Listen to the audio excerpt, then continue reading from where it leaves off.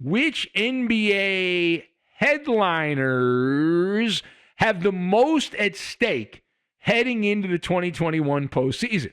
So I have the Magnificent Seven, but my thoughts on this, you've got Uber, Wizard of Oz, and Hiccups. The obvious person at the very top is by George, as in Paul George. I don't run and hide from it, neither should he. He should embrace it and not crack under pressure. Paul George was an abject failure during his first playoff run with the people's team, the Clippers. And he has another opportunity, right? Another opportunity to not go AWOL. Will he show up and be the player that he has been in regular games? He has been a top 10 regular season ball player, Paul George. And then in the playoffs, when it's crunch time, when he's swimming around the fishbowl, it's ugly.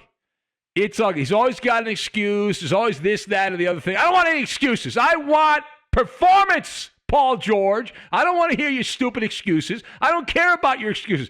I care about you performing well. And PG-13, all right, when the stage, if you look at the stage there, when it gets brighter, he turtles up, right? He vanishes.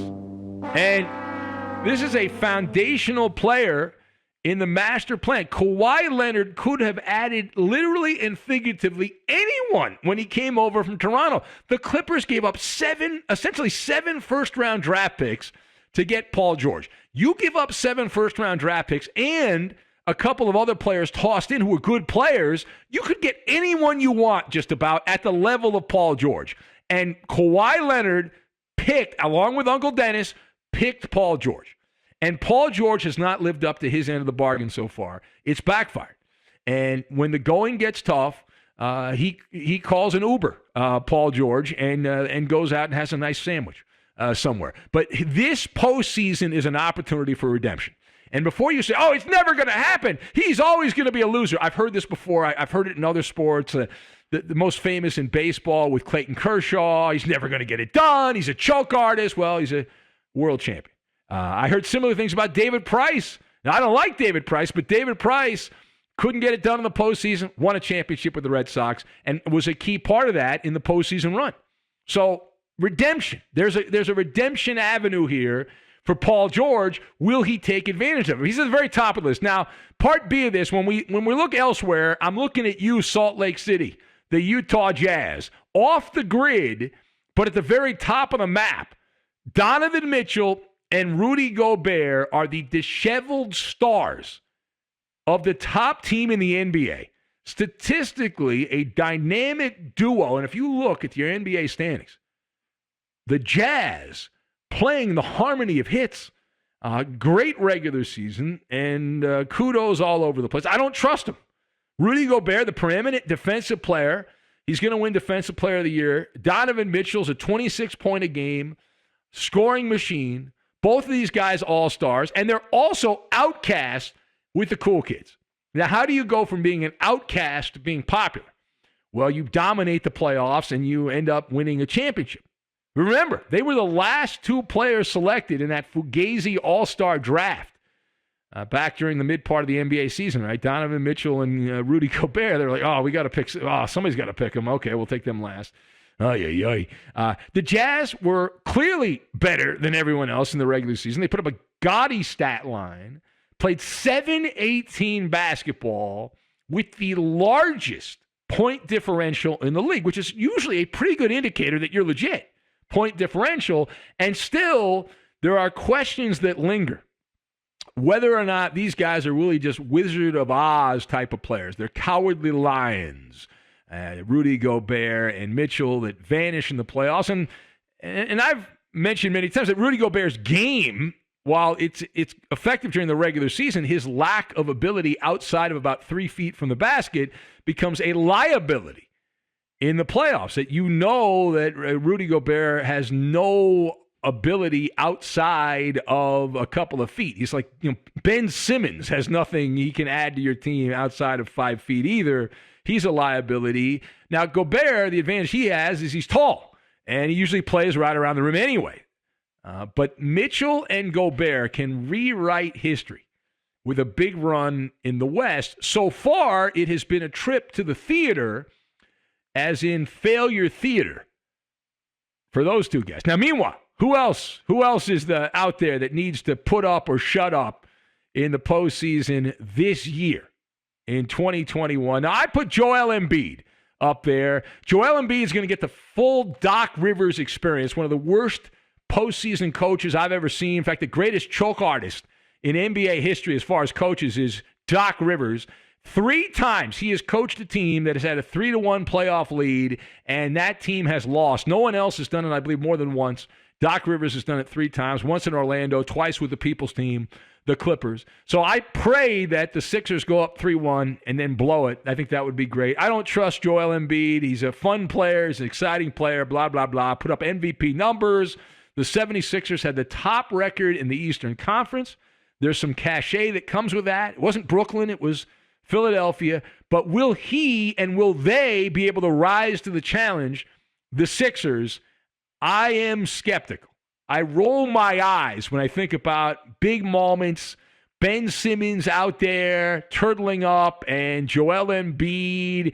Will he come through? Is he going to cry like a baby? So far, he's been unable to meet the challenge. Both those guys have. All right, last part of this, last word here. The final players who are feeling the heat, I've got James Harden, LeBron James, and Giannis Antetokounmpo for different reasons.